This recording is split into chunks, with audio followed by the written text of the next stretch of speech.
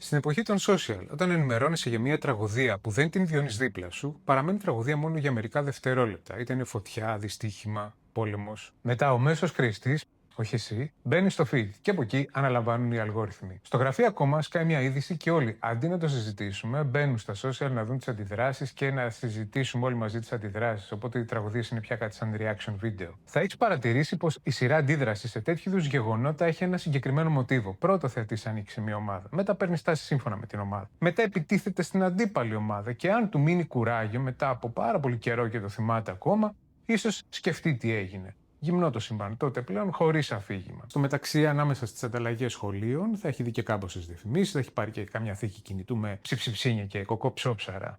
Τα social media feeds βαριούνται αφόρητα αυτούς που σκέφτονται, προμοτάρουν αυτούς που πυροδοτούν, γιατί και εκεί είναι το μαρούλι. Το 2025, ερευνητές στο Science έκαναν ένα πείραμα. Έβαλαν browser extension που άλλαζε σε πραγματικό χρόνο τι βλέπουν οι χρήστες στο X.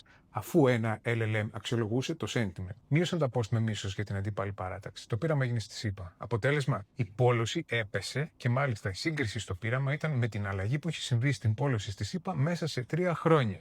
Και όλα αυτά συνέβησαν μέσα σε 2-3 εβδομάδες με ένα plugin. Το μίσος έχει καλύτερο engagement από την ανάλυση που γενικά είναι επίπονη και αυτό είναι φυσικό διότι το engagement είναι χρήμα για τις πλατφόρμες. Ο Τρίστον Χάρις, πρώην design έθισης της Google, είπε ότι μια χούφτα εταιριών κατευθύνει τις σκέψεις δισεκατομμυρίων ανθρώπων κάθε μέρα. Για παράδειγμα το φέρνω. Ισραήλ δεξιά, Παλαιστίνη αριστερά. Σήμερα, γιατί κάποτε το Ισραήλ δεν ήταν σίγουρα για τους δεξιούς των άκρων. Bud Light, μια μπύρα. Έκαναν ένα post με trans influencer. 48 ώρες αργότερα οι πωλήσεις έπεσαν 25%. Έγινε ένα culture war γύρω από ένα τενεκεδάκι μπύρας. Τι συνέβη? Ένα αλγοριθμικό promotion οργανικά που τελικά απέτυχε σε έσοδο για την εταιρεία, αλλά όχι για τις πλατφόρμες. Και όλη αυτή είναι φυσικά μια συμπεριφορά που την παρατηρούμε ευκολότερα στους άλλους. Θα πεις, εγώ σκέφτομαι μόνος μου, οι άλλοι είναι τα πρόβατα. Αλλά ειλικρινά, όταν σε ένα post που με ενδιαφέρει έχω δει αμέτρητα αρνητικά σχόλια από κάτω, συχνά θα αρχίσω να αναρωτιέμαι. Αν με ενδιαφέρει το θέμα, θα κοιτάξω να δω τι είπε το post.